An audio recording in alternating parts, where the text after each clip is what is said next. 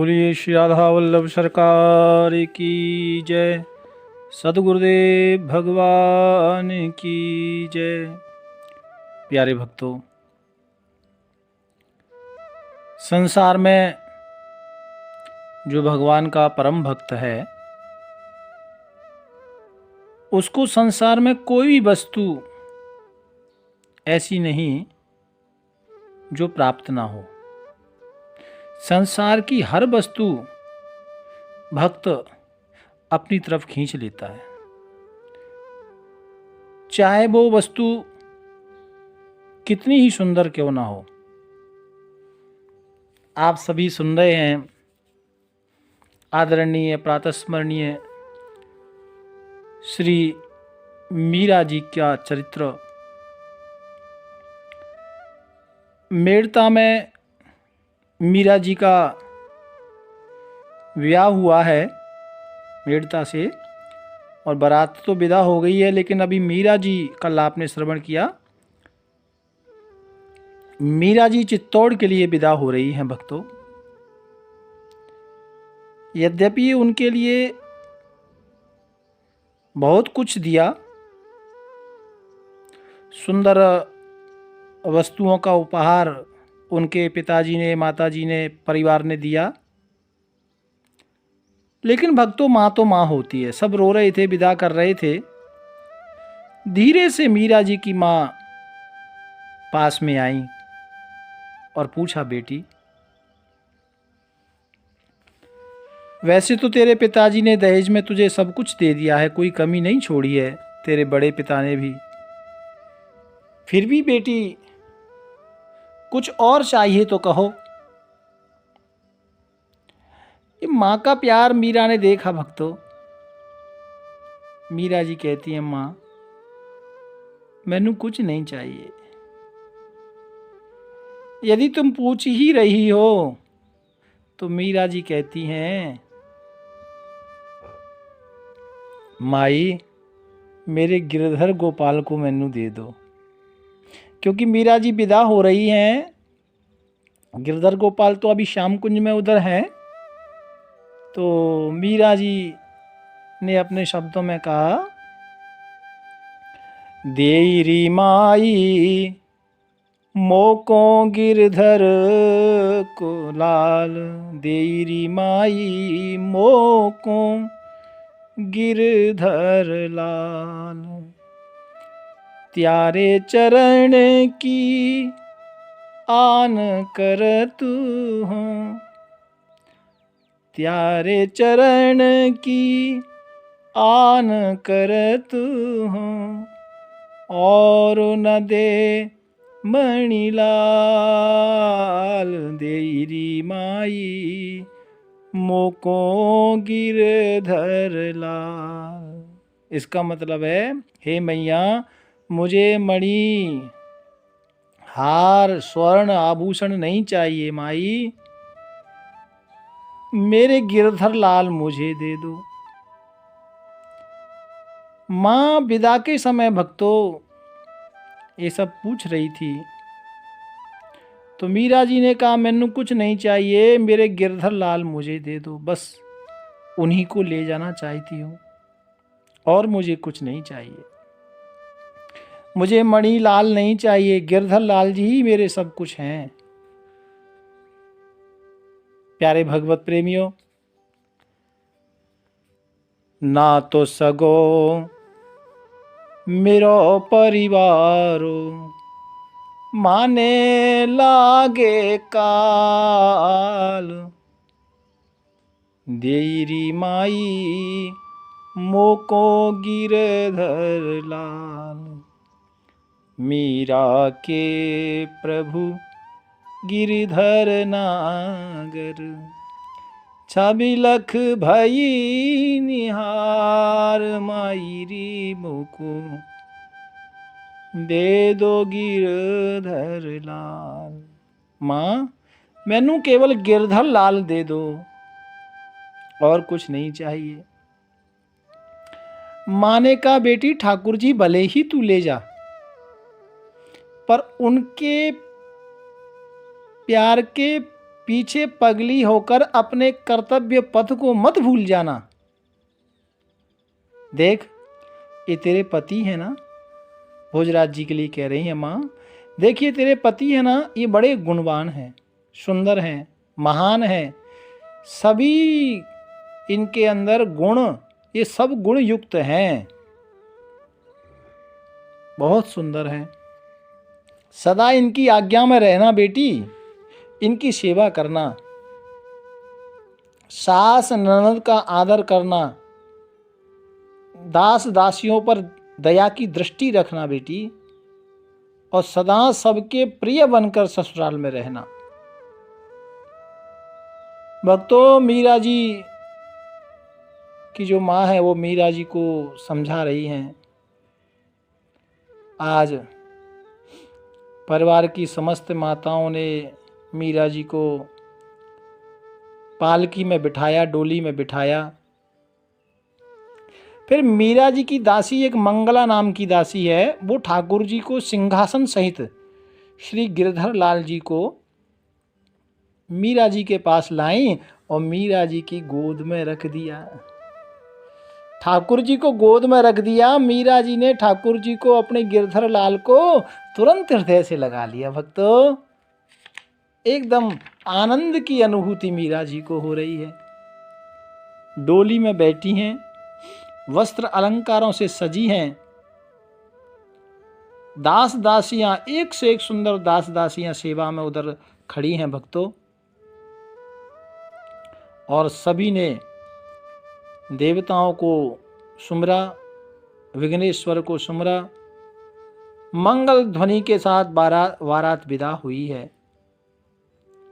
प्यारे भगवत प्रेमियों, जैसे ही बारात विदा हुई, इधर चित्तौड़ के समीप बारात जब आई है तो भोजराज जी के अश्व के सिंहासन पर, अश्व सिंहासन पर भोजराज जी जो विराजमान हैं, चित्तौड़ वासियों ने देखा, दूर से ही सब लोग इंतजार कर रहे थे। तो चित्तौड़ के बाहर से ही चित्तौड़ वासियों ने मंगल गीत गाना आरंभ कर दिया। माताएं उधर पहुंच गईं। बड़ी धूम है, क्योंकि युवराज का विवाह है ना भक्तों। बड़ी धूमधाम से बारात ने चित्तौड़ में प्रवेश किया। यानी मीराबाई का जो नूह बन के अभी मीराबाई आई हैं सांसारिक दृष्टि से, तो मीराबाई का समझो ये सब चित्तौड़वासी स्वागत कर रहे हैं। जैसे ही चित्तौड़ में प्रवेश किया, सबसे पहले भगवान लिंगनाथ महाराज का दर्शन किया, क्योंकि ये बड़ा भगवान शंकर का बड़ा मंदिर है, आज भी है भक्तों, भव्य मंदिर है और पहाड़ों के बीच में है। ये चित्तौड़ के जो राजा थे, उनका खानदानी ये पूजा स्थल है। भगवान भोलेनाथ का पताका लहर रहा है, मानो ये बात आप कह सकते हैं कि उनके कुल देवता हैं। आज भी जितने वहाँ नर नारी हैं भक्तों, सब पूजते हैं। तो चित्तौड़ में प्रवेश किया, दोनों तरफ लंबी लंबी कतारें लगी हुई हैं और भोजराज जी अपने भाई रतन सिंह के साथ विशाल हाथी की सवारी कर रहे हैं भक्तों। अच्छा, एक रतन सिंह तो मीराबाई के बड़े पिताजी हैं, और जो भोजराज जी के भाई हैं ना, उनका नाम भी रतन सिंह है भक्तों। आज समस्त चित्तौड़गढ़ के जो रहने वाले भाई बहन हैं, माताएं हैं, वो सब फूल बरसा रही हैं, पुष्प वृष्टि कर रही हैं, मंगल गीत गाए जा रहे हैं भक्तों, विद्वान वेद पढ़ रहे हैं और शुभ मुहूर्त के साथ राजमहल में प्रवेश किया है। हाथी से उतर के मीरा जी के साथ महल में पैदल प्रवेश किया है भोजराज जी ने। चित्तौड़ के मुखिया देखा, बड़ा हर्षोल्लास, आनंद की अनुभूति, और जो भी देखता सब आनंदित हो रहे थे भक्तों। नगाड़े जोर जोर से बज रहे थे, इतनी जोर से बज रहे थे मानो कानों को ही फाड़ देंगे क्या, इतना जोर से बज रहे थे। आज महाराजा सांगा भी, जो राजा हैं चित्तौड़गढ़ के, वो भी बहुत प्रसन्न हैं, खिलखिलाकर बहुत मुस्करा रहे थे। ये बहुत वीर थे, लेकिन भक्तों अभी तो वृद्धावस्था की ओर थे। समस्त रानियां द्वार पर आ गई हैं और रानियों ने वर वधू को आरता किया है, आरती उतारी है। जब नूह घर में प्रवेश करती है, अंदर लिया है, जो रीति होती है उस हिसाब से अंदर बिठाया है। देवी देवताओं के दर्शन के लिए ये दोनों को ले जाया गया। कुल देवी हैं माता काली। वहाँ जब ले जाया गया तो संतों के मुख से कई बार सुना है, मीरा जी तो वहाँ प्रणाम ही नहीं कर रही। क्यों? तो मीरा जी कहती हैं, क्षमा करना, मेरा सिर तो एक ही जगह झुकता है। कहाँ? बोले गिरधर गोपाल के आगे, और तो मेरा मन कहीं झुकने को करता नहीं। तो वहाँ की जो माता हैं उन्होंने मीरा जी को समझाया कि ये कुल की रीति है। तो उस रीति को रखने के लिए प्रणाम किया। भक्तों, मंदिर से आने के बाद में और जो बारात में, विवाह में जो कार होते हैं, परात में दूध भरा था, उसमें एक स्वर्ण मुद्रा डाली और उसको खोजना था। ऐसा होता है, जो दूल्हा दुल्हन होते हैं वो खोजते हैं। तो दूध पात्र में भरा था, भोजराज जी ने हाथ तो डाल दिया, लेकिन अब मन में विचार करने लगे भोजराज जी, कहीं मीरा जी से मेरा हाथ स्पर्श ना हो जाए। वजन याद था भक्तों भोजराज जी को, बस ऐसे ही सावधानी से हाथ घुमा रहे थे। 3 बार खोजने की बारी थी और तीनों बार मीरा जी की जीत हुई, क्योंकि भोजराज जी तो प्रतियोगिता से अपने को पहले ही बाहर मान चुके थे। वो इस चीज में इंटरेस्ट ले ही नहीं रहे थे। वो तो अपने वचन को पक्का कर रहे थे भक्तों। तो भोजराज जी की बहन ने कहा, भाई जी आप तो खोज ही नहीं रहे। भाई ने इशारा किया, हंस पड़े, आगे नहीं बोला। अब भक्तों कंगन खोलने का समय आया। तो कंगन हाथ में जो पहना था मीरा जी ने, तो मीरा जी ने सोचा कि अब ये तो बड़ी समस्या आ गई, क्योंकि भोजराज जी को लगा कि मैं कंगन खोलूंगा और कहीं हाथ का स्पर्श ना हो, क्या करूं। तो मीरा जी ने कंगनों को थोड़ा ढीला कर दिया, जिससे हाथ का स्पर्श ना हो। थोड़ा दूर बैठे थे भाभीियों ने कहा, पास में खिसक के बैठो, पास में बैठो, अभी से अंतर ठीक नहीं है। प्यारे भगवत प्रेमियों, भाभी लोग हंस रही थी, नहीं तो अभी अंतर करोगे, नहीं तो फिर जीवन भर अंतर रह जाएगा। भोजराज जी मानो मन ही मन कह रहे थे, अंतर तो है ही, ऊपर से कुछ नहीं बोले।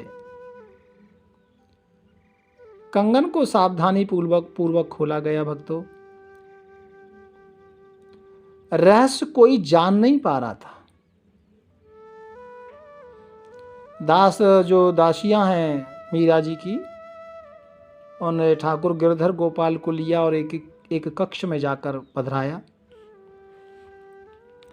मीरा जी उसी कक्ष में गईं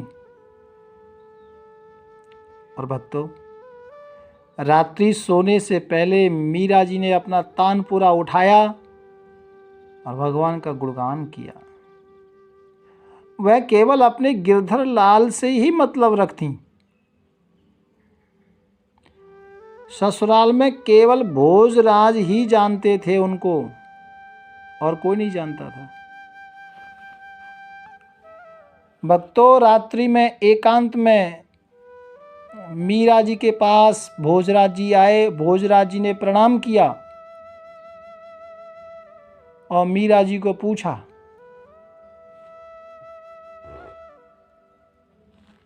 सुना है आपने योग की शिक्षा ली है, ज्ञान और भक्ति की शिक्षा ली है, और दोनों आपको सहज सरलता से आते हैं। ऐसा बोल के थोड़ी बहुत देर तक मीरा कुछ बोली नहीं। भक्तों, आज फिर भोजराज जी बोले, सेवक को भी कुछ प्राप्ति हो जाए तो तुम्हारा भी जीवन सफल हो जाए। मीरा जी ठाकुर का श्रृंगार कर रही थी। भक्तों, मीरा जी मुस्कुराकर भोजराज जी को थोड़ा देखा और कहा, आप क्या कह रहे हैं? चाकर? सेवक? अरे चाकर तो मैं हूं, आप चाकर कैसे हो? प्रभु ने बड़ी कृपा की है कि आप मुझे मिले हो, और कोई दूसरा होता तो ये मीरा का शरीर ही नहीं होता। चाकर आप और मैं, हम दोनों ही गिरधर लाल के चाकर हैं। मीरा जी ने ऐसा बोला। भक्तों, मीरा जी ये समझा रही थीं कि हमारे गिरधर लाल की बड़ी कृपा है। सांसारिक दृष्टि में तो जिससे विवाह हुआ है वह समझ चुका है, और भक्ति मार्ग में लगी हुई मीरा जी एक भक्ति मार्गा हैं।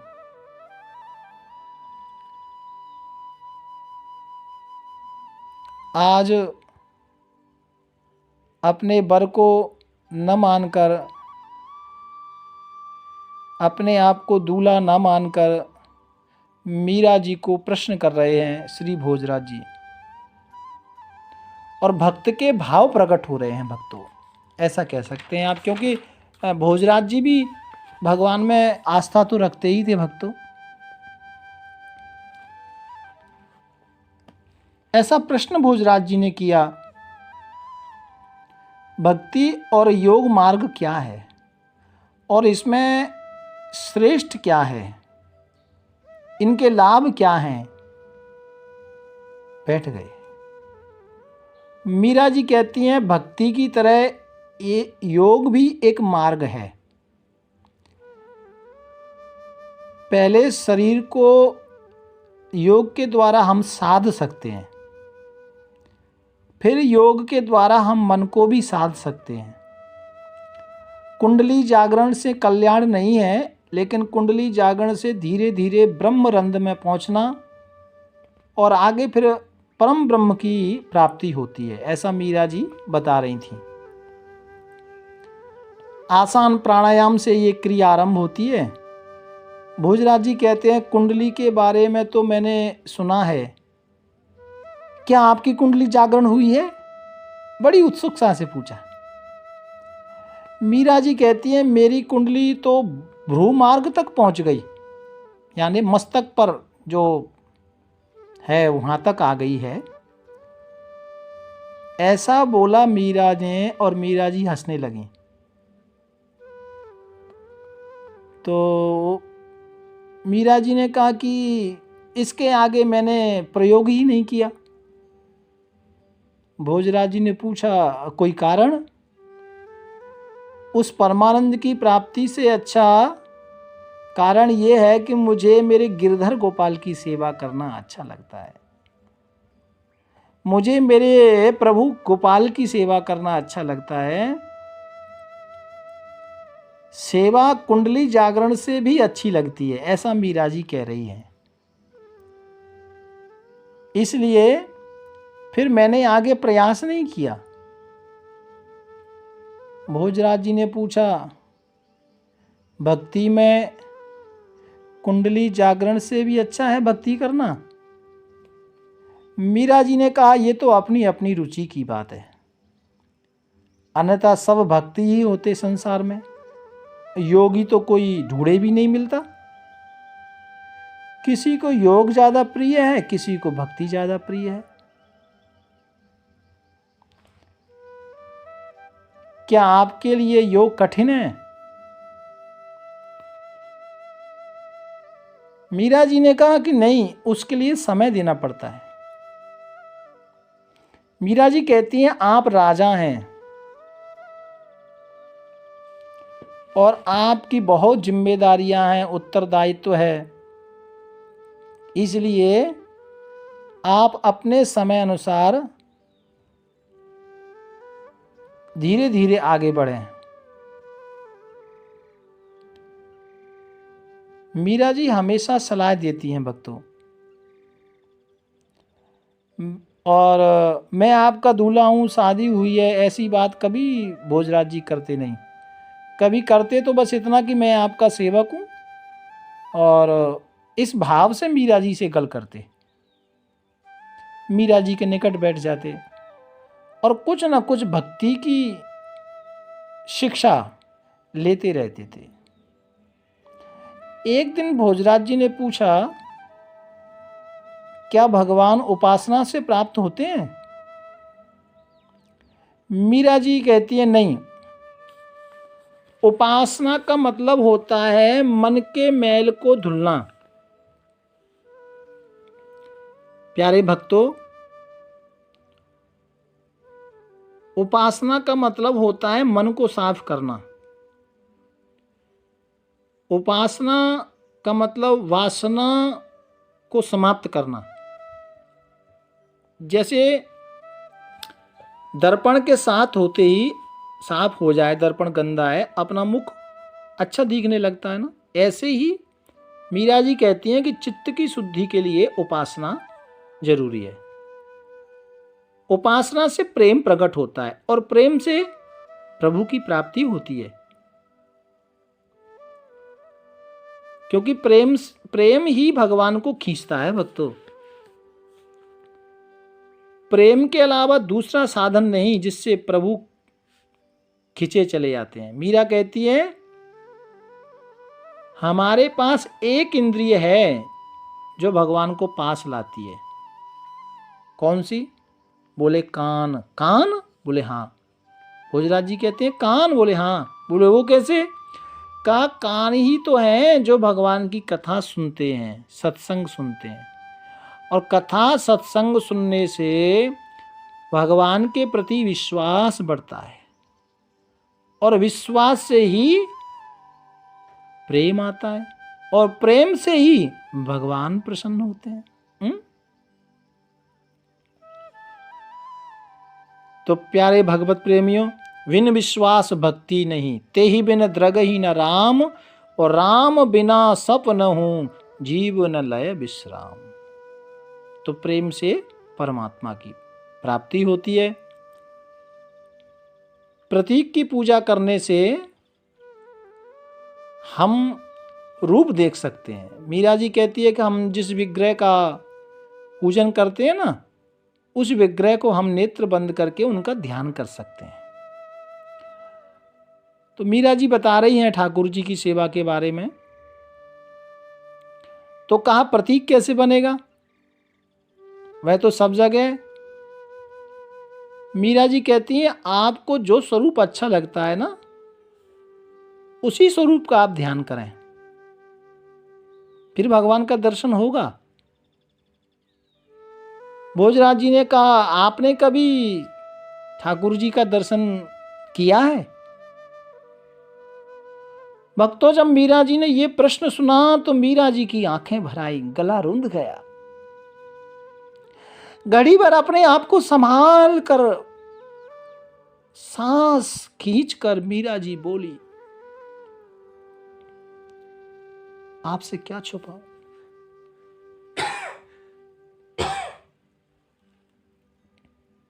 ये बातें बताने वाली नहीं है, ये बातें किसी को बताने वाली नहीं है, किंतु आपसे मैं छुपाऊं क्या? संभल कर मीरा जी भोजराज जी से कहती हैं, ये बातें बताने की नहीं है, पर आपसे छुपा नहीं सकती। मैं आपको एक बात बताना चाहती हूँ, एक पलक झपकने का जो समय होता है, उतना भी समय मैं अपने ठाकुर से दूर नहीं हूँ। और जब पूछा ना कि आपको दर्शन हुआ क्या, तो मीरा जी ने कहा कि शादी से एक दिन पहले अक्षय तृतीया के दिन मुझे स्वप्न आया क्या कि ठाकुर जी दूल्हा बनकर आए हैं, दूल्हा बनकर पधारे हैं द्वारकाधीश। भक्तों, ये रहस्य की बातें हैं और जो भोजराज जी को मीरा जी बता रही हैं। आपके आने से पहले रात्रि में दूल्हा बनकर आए थे श्याम सुंदर, और देवता द्वारकावासी सब बारात में आए थे। बड़े सुंदर लग रहे थे, छत्र था सिर के ऊपर, चमर लोग डुला रहे थे। मैं उस रूप का क्या वर्णन करूं, वो सब कुछ चमक रहा था। वह रूप बड़ा दिव्य था। मीरा जी बोलती बोलती रुक गईं, दृष्टि स्थिर हो गई भक्तों, क्योंकि मीरा जी को भगवान का दर्शन हो रहा है। मीरा जी ने फिर कहा, आपने कहा था कि प्रभु, भोजराज जी ने जब रुकी मीरा तो भोजराज जी ने कहा, आपने कहा प्रभु अक्षय तृतीया को दूल्हा बनकर आए? हाँ हाँ हाँ। मीरा जी ने कहा, हाँ, प्रभु ने मेरे हाथ को अपने हाथ से पकड़ लिया, उनके पीतांबर से चुन्नी में गांठ बांधी, फेरे भी हुए, और उन्होंने हार मुझे अपना हाथ से मेरे गले में डाला। और मीरा जी कहती हैं भोजराज जी को, ये जो मेरे गले में हार है ना, ये हार मुझे गिरधर गोपाल ने डाला है। तो भोजराज जी ने कहा, जो मैं हार लेके गया था वो? मीरा जी कहती हैं, वो तो देखो सामने मेरे गिरधर गोपाल पहने हैं, और दिखा दिया मीरा जी ने। भोजराज जी देखा, एकदम चकित रह गए। मीरा जी के चरणों पकड़ कर चरण में गिर पड़े भोजराज जी। प्यारे भगवत प्रेमियों, और फिर पूरा सामान मीरा जी ने भोजराज जी को दिखाया कि जो जो आप सामान लेकर जो गए थे चित्तौड़ से, जैसा जैसा सामान गया ना, वही पूरा सामान एक दिन पहले ठाकुर जी मुझे देकर गए। और ये जो सामान मैं पहन रही हूँ, ये जो वस्त्र हैं, अलंकार है, चूड़ा है, ये सब आपका नहीं है। भोजराज जी ने कहा, अच्छा? तो बोले, ये सब ठाकुर जी ने मुझे दिया। ये दिखने में दोनों एक से हैं।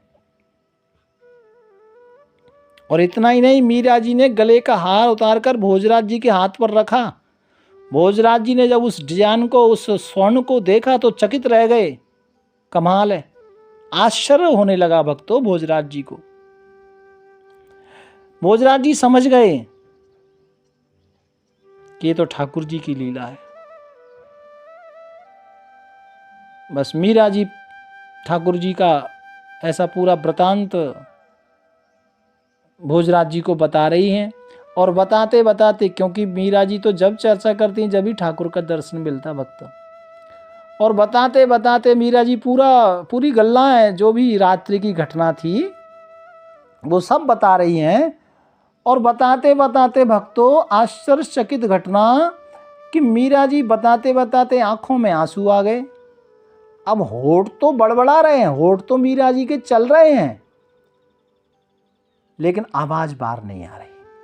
इसका मतलब यह है कि मीरा तो सुना रही हैं भोजराज जी को, लेकिन भगवान नहीं चाहते कि भोजराज जी ये पूरी कथा सुने।